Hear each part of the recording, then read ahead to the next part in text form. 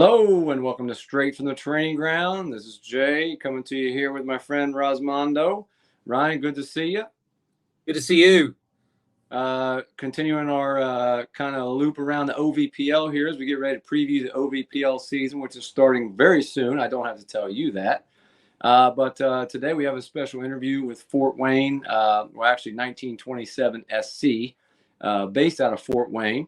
But yes, out there you heard me correct, 1927, a club that started back then, still exists in Indiana, has a lot of teams, has youth teams, has a men's team, has several men's teams, we found out, and is going to be this is going to be their first year in the OVPL with the Highlanders, Ryan. But pretty cool story, I think, for our listeners. Yeah, I think it's another great story of the growth of the OVPL, the Ohio Valley Premier League. It's not a newer club like myself, the Highlanders, like our club, or like Northern Kentucky Nitro. It's actually a club that's almost 100 years old, 95 years old, really. Former ethnic social club, which has been a soccer football club for all those years, and it's just kind of kept going. And they're successful now, and now they've. It seems like they're getting into the men's, adult men's, elite men's level. We'll find out more in the interview, but it's just great to hear these kind of stories of these clubs that you may not hear so much about when you hear U.S. soccer, because you think everything's new. It's an evolving sport here, but it's actually been around in pockets. This game's been around for 100 years or so. So it's a great story, great interview, I think. Yeah, absolutely. And just a little prelude. He includes a little World War II story and, some great history there with them. So we're definitely looking forward to that. Our interview is with Dave Bennett from 19 and on location. SC. And on location, literally straight from the training ground, just the way we like it. So with that being said, Roz, what have you been up to real quick on your end of things? Getting our adult men's team ready. We've had one training session and straight into, we actually played a friendly. Getting close, correct? Getting close. Yeah, real close. We had games coming up this weekend, actually been postponed. Our game this weekend was a home opener. But we're going up to Kenton, Ohio, and we're going to play a friendly on Monday evening against Ambassadors, which is a new OVPL team, but not a new club. It's been around for a while. We're going up and playing those good folks up there. Get a second run out before our season opener, which probably now is going to be May 21st. Nice. Sounds good. So just wrapping up the spring here, myself, club, all those things, a few more weeks of that. High school workouts kind of tapering off, getting ready for the summer. The weather, at least around here, is getting a little bit better, so let's hope it stays that way. Anyways, Ryan, I think it's a really cool story, and I hope everyone stays tuned here real quick for our interview with Dave. But I learned a lot myself. I know you did, and you have a team in the OVPL. But I think that the best thing I hope that everyone takes away from today, from our episode today, is that kind of what you said, the history that's involved with a team like this, that there's so many people out there never have even heard of, don't even know exists. This is what you would call, a proper club. It's been around for 90 some years. They have an actual training ground, a building he's going to give us a tour of. So many people out there. I'm sure there's other things like that in our country that people don't really know exist. And it's just great, getting to meet someone like that and hear their story. Yeah, absolutely. I mean, this is, like you said, it's something we don't always hear about when you hear a lot on the media in U.S. soccer. But this is it's a great little story, and I'm just glad they're in the league with us. Different division, but I'm really glad that they're in the league. Yeah, so stay tuned. Here's our interview with Dave Bennett. And as part of our OVPL preview, this week we have Dave Bennett with us from 1927 SC, based out of Fort Wayne. They're a club which we'll get into more here in a second with him. But 1927 is actually when this club started. So very glad to have you with us tonight, Dave. And also just, pretty awesome to have such a rich history of soccer in your area. And, we just want to let more people know about that.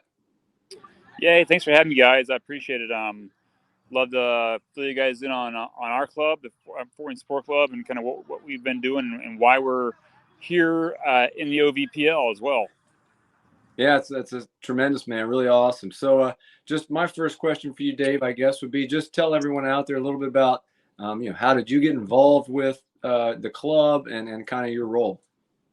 Yeah, so my role, I'm officially the director of competitive sports, which basically is one sport here is soccer, and we run a men's first team and all the way up to the 30s, 40s, 50s, and 60s teams also. So I have people that help me out on the older guys teams, but I run the first team, which is competing in the OVPL this year for the first time. So we have we've played in our local leagues forever. 10 years ago, a little history here. 10 years ago, we jumped into what was called was the Midwest Soccer League, or the MSL, started by Dave Satterwhite with then the Cincinnati Saints. So it's them, us, and FC Indiana, and our U23s at the time, 4 teams. Started there, kind of became the PLA, and what is now the Midwest Premier League. We kind of worked all the way up into that. So we bowed out a while ago, and then we're back into this whole thing. So that's excellent. So what is your first game? Did I see it was slated for away game of Kentucky, Northern Kentucky Nitro on the 21st? Nope. We host Cincy SC here on Saturday night. Ah, okay. So you're kicking off pretty soon. Yep. And then we're down in Northern Kentucky on next Sunday, 27th. Okay. So what about your squad this season? What's the makeup of the squad? I'm always interested. Is it college players? Are there some high school players? Is there even former college players in that team? Yes. Wow. All of the above. A lot of all the above. The kind of the impetus was really to be a younger team, kind of more developmental. But I have my core guys that have been playing with me for years and all that, and they're in their mid to late 20s, and they still have that competitive juice to them, So they still want to do this and give back and bring the young guys forward as well, and help them push forward in their college careers and all that. So they work tremendously with encouraging our young guys, and we have guys from 18 to 31 years old, I guess, on our team right now. So. Oh, fantastic. Yeah. I know we've got 17 to 29, so we're pretty much the same. Right. So, but it is really good that you're doing that, because I think the younger guys really come on when they're on the team, and the confidence-wise and just educational-wise, with guys in their late 20s that have been around the block, and it's such a good thing. Yeah, and we've been training with our head coach, Josh Logan. He also coaches our U18 Berlin team, and they're a very good team. We've been training with them since March 1st. Until we get all of our college guys in, like right now, and it's been really good for them and for us. Just kind of as a learning experience for them, and teaching experience for us. So it's been really cool to watch the guys do all that. Yeah, and I think just a little bit more, my 2 cents on that. I think this buzzword pathways gets thrown around a lot, but when you're actually doing it, when you're actually putting 16, 17, 18-year-olds in the team with men that can play at college level, you're actually showing them a really good pathway to the college level. Oh yeah, absolutely. Teach them how to train properly and all that, and they may think they know, but they don't really know yet. They've been through a college workout or whatever. So, or some of our guys, we have about 4 guys that came from Fort Worth FC from last year. So another level also. So they bring that experience as well. So, Dave, this is kind of the first time we filmed on location at your place. So you're actually at the club right now. Tell us about that place. Yeah, so the clubhouse right behind me there. The clubhouse is built in 1965. Wow. It's got actually, we'll just take on a tour. Yeah. This is straight from the training ground. Love it. Well, this is the best part of practice, is after practice. Oh, absolutely. Oh, they got place. Look at that.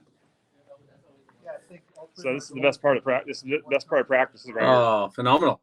So yes. So this is built in 1965, and the club started in 1927. Obviously, a banquet room here. It's your basic, your basic traditional German club. Yeah. And so we love it, and it's have amazing people, all volunteers that work here that help out and run this place. make it what it is, and it just keeps developing and improving every year. And our adult rec league just got done playing, so they're in here starting to drink some beers and eat some food. So, yeah, so just That's tremendous fantastic. people that work that are here and volunteer their time and love this place. That's awesome. One thing I'm curious about, along those lines, 1927. Can you tell everyone a little bit, about the history? I mean, I think it's really awesome.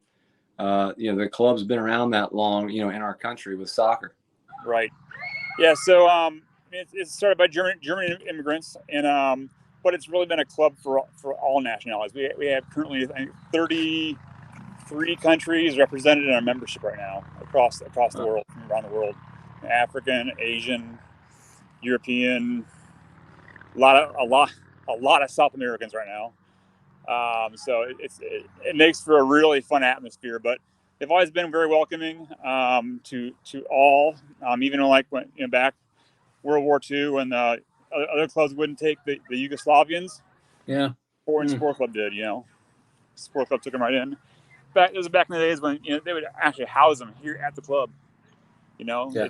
They'd sleep here for a while. So Really things like cool. that. Yeah. So very, very cool. Well, that's phenomenal because, like Jay said, you don't really hear much of that. You hear about the U.S. soccer scene being very new, but especially around this part of the country, I think in the east and towards the Midwest, there's a lot of ethnic clubs, right, that have been around and with ethnic roots. If we look at Schwaben up in Chicago, Bavarians up in Milwaukee, Croatian Eagles up there in Milwaukee. The big cities had those clubs, Carpathia and Detroit. They're around. Some of them are going by the wayside, but it's difficult for them, But we're still here. We're still here and kicking and thriving. So. Well, that's excellent. I just know from an OVPL point of view, I'm really interested to see how you guys go and your scores and stuff. I'll keep an eye on that. And now I've seen your social club. I'm kind of wondering if we can get a scrimmage over there sometime. Absolutely. Well, I know that, but Brandon's working on a end of the season thing, so maybe you guys will be included in that. We'll see. So maybe that's something definitely. Yeah. Jay, there you go. Just real quick, what do you? We talked about the history, but what would you like to see the future? In the next few years of your OVPL team and the whole club in general. Yeah, I mean, we're really gonna take a year at a time right now. I've got no I don't have a 5-year plan right now. I'm trying to get through. It is starting up a team. Oh yeah. Funding, budget, all that stuff. Making sure you guys have enough gas to get to games and stuff. Yeah. Yeah. So yeah. all that happens probably, and really making it a good experience for the guys this year. And then we'll see where the league goes next year, and we're the northernmost city in the Ohio Valley Premier League, right? Yeah. So we're really probably more of a Midwest Premier League type of location, but OVPL fit our needs best. Yeah. Gotcha. So, and I think those two leagues are similar-ish. So we'll see. I'm really curious to see the level of the teams we play, and what kind of level we can generate also. So we'll see. I just want to keep it going, and this is what I wanted to do for our club and our supporters here. Yeah. Provide them some good quality soccer to come watch and be proud of. Fantastic. That's really, really good. Yeah, it's really cool, man. We appreciate you taking the time. I know you're busy. Obviously, you literally are straight from the training ground right now. And you're still at training, so we appreciate Dave taking the time to spread the good word about their club and everything you're doing there in Fort Wayne. And I know Ryan and I both wish you the best of luck with your first season in the OVPL. All right, man. Thanks, guys. Hopefully see you in the playoffs, right? Yeah, that'd be great. That'd be awesome. Visit our friends at Football Town for casual football wear. And as always, make sure you find us on YouTube, subscribe, hit us up on Twitter, Instagram. We're on the TikTok, all those kind of things. Help support us. We'll try to help support you. And once again, Ryan, thanks for another great episode of Straight from the Training Ground. Today, we can literally say it was straight from the training ground. Visit our partners at TractionSocks.com for performance grip socks created for all athletes. Use the discount code TractionSocks22 right now for savings.